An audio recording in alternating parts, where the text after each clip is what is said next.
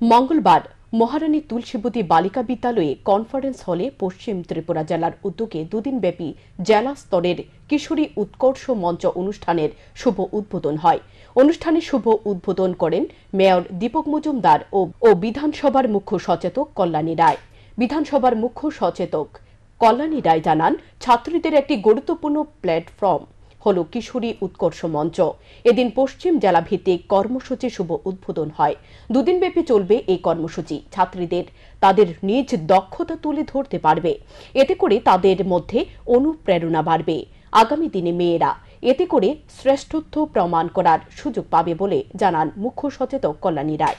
তিনি আরও বলেন, শিক্ষা, সাহিত্য ও সংস্কৃতি এই প্ল্যাটফর্মে তুলে ধরবেন এবং এই প্ল্যাটফর্ম থেকে তারা বাছাই হয়ে রাজ্যভিত্তিক অনুষ্ঠানে অংশ নেবেন।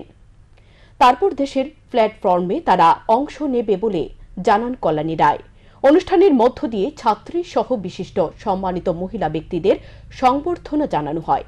আজকে মহারানী তুলসীবতী বালিকা বিদ্যালয়ে পশ্চিম জেলার যে শিক্ষা দপ্তর তার উদ্যোগে ডিস্ট্রিক্ট এডুকেশন অফিসার এর উদ্যোগে আজকে এখানে কিশোরী উৎকর্ষ মঞ্চ অনুষ্ঠিত হচ্ছে এবং আগামী দিনে এটা রাজ্যভিত্তিক হবে, যেখানে প্রত্যেকটি জেলা থেকে মেয়েরা এখানে অংশগ্রহণ করবে।